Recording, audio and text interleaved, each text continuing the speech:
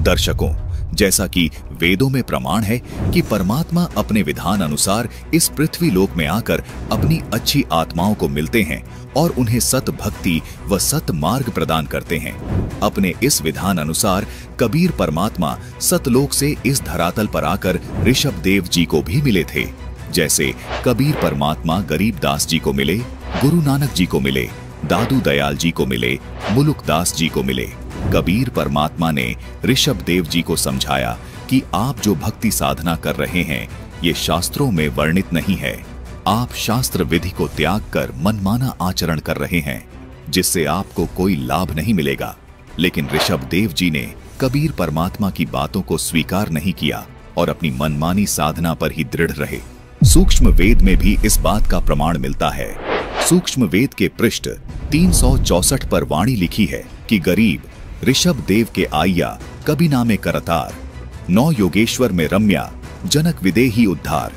यानी जिस परमात्मा को वेदों में कवि कहा गया है वही कबीर परमात्मा ऋषभ देव जी को मिले, 9 योगेश्वरों को मिले और जनक विदेही को भी मिले थे। इनमें से केवल जनक विदेही ने परमात्मा कबीर जी की बताई साधना को स्वीकार किया और कुछ समय तक ही कबीर परमात्मा द्वारा बताई गई साधना की, जिस वजह से जनक विदेही जी का अगला जन्म गुरु नानक जी के रूप में हुआ। फिर कबीर परमात्मा गुरु नानक जी को बेई नदी पर मिले और उनको तत्व ज्ञान समझाकर व मोक्ष मंत्र देकर उनका मोक्ष किया। कबीर परमात्मा ने ऋषभ देव जी को भी बताया था कि वेदों में जिस अविनाशी परमात्मा को कवि कहा गया है वो कवि यानी कबीर देव मैं ही हूँ, मैं ही अविनाशी परमात्मा हूँ। तुम सब काल जाल में भ्रमित हो, इसीलिए मुझ परमात्मा को न पहचान कर व अपने शास्त्रों को ठीक से न समझकर मनमानी साधना कर रहे हो जिससे मैं प्राप्त नहीं हो सकता। आप मुझसे सत ज्ञान प्राप्त करके इस काल लोक यानी जन्म मृत्यु के चक्र से छुटकारा पालो। लेकिन ऋषभ देव जी ने परमात्मा कबीर जी की बात नहीं मानी और शास्त्र विरुद्ध साधना पर ही दृढ़ रहे। सूक्ष्म वेद में लिखी ये वाणियां पूर्णतः सत्य हैं। जैसे तुलसीदास कृत रामचरितमानस जो रामचंद्र जी के जीवन काल के लाखों वर्ष बाद लिपिबद्ध हुई, उस त्रेता युग की घटना यानी रामायण को तुलसीदास जी ने अपनी दिव्य दृष्टि से वीडियो की तरह देखकर लिपिबद्ध कर दिया, जो आज पूरे हिंदू समाज को मान्य है। ऐसे ही कबीर परमात्मा गरीबदास जी छुड़ाने वाले को मिले और उन्हें ऐसी दिव्य दृष्टि प्रदान की जिससे गरीबदास जी को भूत भविष्य और वर्तमान की सारी घटित घटनाएं और भविष्य में घटने वाली घटनाओं का पता चला। गरीबदास जी को जो दिव्य दृष्टि कबीर परमात्मा जी से मिली थी उस दिव्य दृष्टि की कोई सीमा नहीं थी, जिस कारण गरीबदास जी महाराज ने गीता, चारों वेद, कुरान, पुराण, बाइबल और अन्य जितने भी पवित्र शास्त्र हैं उन सभी का गूढ़ रहस्य सूक्ष्म वेद में लिपिबद्ध करवा दिया। सूक्ष्म वेद में लिपिबद्ध करवा दिया जिसको केवल गीता जी में वर्णित तत्वदर्शी संत ही समझ सकता है और समझा सकता है। इसलिए केवल संत रामपाल जी महाराज ही इन वाणियों को समझ पाए हैं और आज पूरे विश्व को आदि सनातनी भक्ति करने की प्रेरणा दे रहे हैं। कबीर परमात्मा के बहुत समझाने के बाद भी इक्ष्वाकु वंशी नाभिराज के पुत्र ऋषभ देव जी ने परमात्मा कबीर जी के ज्ञान को स्वीकार नहीं किया। उसी सूर्य वंश में आगे श्री रामचंद्र जी का जन्म हुआ।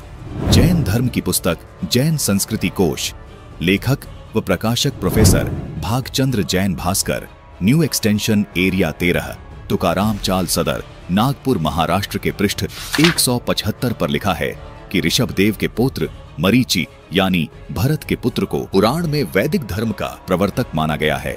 यही मरीचि जैन परंपरा में आगे चलकर महावीर वर्धमान बना। इसी पुस्तक के पेज नंबर 176 पर लिखा है कि तीर्थंकर ऋषभ देव अंतिम कुलकर नाभिराज के पुत्र थे। उनकी माता मरु देवी थी। इक्ष्वाकु वंशी नाभिराज अयोध्या के एक लोकप्रिय राजा थे। तरुण होने पर नाभिराज ने ऋषभ देव का विवाह सुनंदा और सुमंगला से कर दिया। सुनंदा ने तेजस्वी पुत्र बाहुबली और पुत्री सुंदरी को जन्म दिया और सुमंगला ने भरत सहित 99 पुत्रों और ब्राह्मी पुत्री को जन्म दिया। समय आने पर ऋषभ देव ने भरत को अयोध्या का, बाहुबली को तक्षशिला का और शेष युवराजों को उनकी योग्यता अनुसार राज्य सौंपकर संसार त्याग दिया और दीक्षा लेकर साधना में लीन हो गए। साधना काल में पाणिपात्री ऋषभदेव 1 वर्ष तक निराहार रहे। बाद में बाहुबली के पुत्र श्रेयांश कुमार ने यीशु रस देकर उनकी इस निराहार वृत्ति को तोड़ा। लगातार 1000 वर्ष तक तपस्या करने वाले मुनि ऋषभदेव ने अंत में केवल ज्ञान प्राप्त किया और धर्म देशना प्रारंभ की।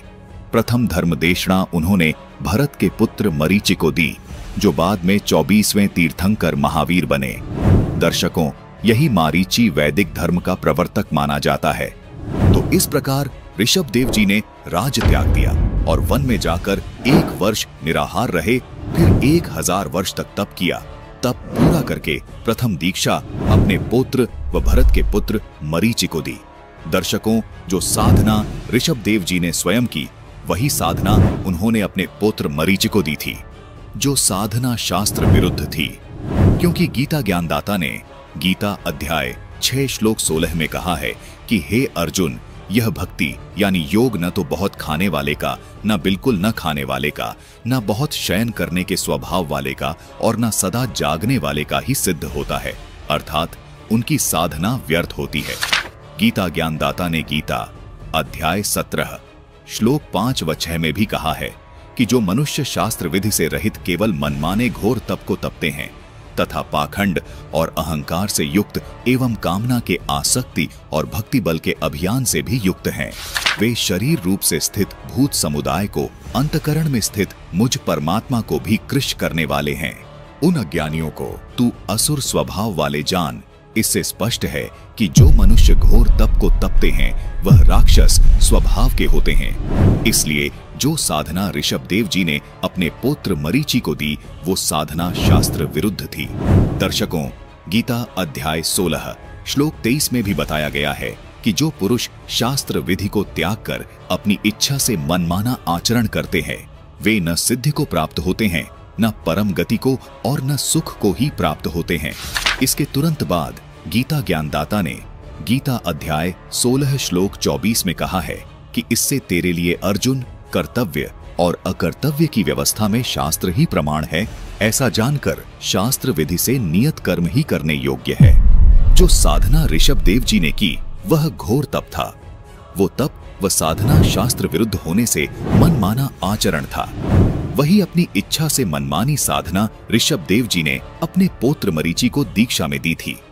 ऋषभदेव जी ने जो शास्त्र विरुद्ध साधना की, उसी मनमानी साधना के परिणाम स्वरूप ऋषभदेव जी पत्थर का टुकड़ा मुंह में लेकर वन में घूमते हुए जलकर मर गए, जिसका प्रमाण हमें श्रीमद् भागवत सुधा सागर में भी देखने को मिलता है। श्रीमद् भागवत सुधा सागर के अध्याय 6 ऋषभदेव जी का देह त्याग पृष्ठ 281 पर लिखा है कि वह दैववश कोंक वेड और दक्षिण आदि कुटक कर्नाटक के देशों में गया और मुंह में पत्थर का टुकड़ा डाले तथा बाल बिखरे उन्मत्त के समान दिगंबर रूप से कुटकाचल के वन में घूमने लगा। इसी समय झंझावात से झकझोरे हुए बांसों के घर्षण से प्रबल दावा अग्नि धधक उठी और उसने सारे वन को अपनी लाल लाल लपटों में लेकर ऋषभदेव जी के सहित भस्म कर दिया।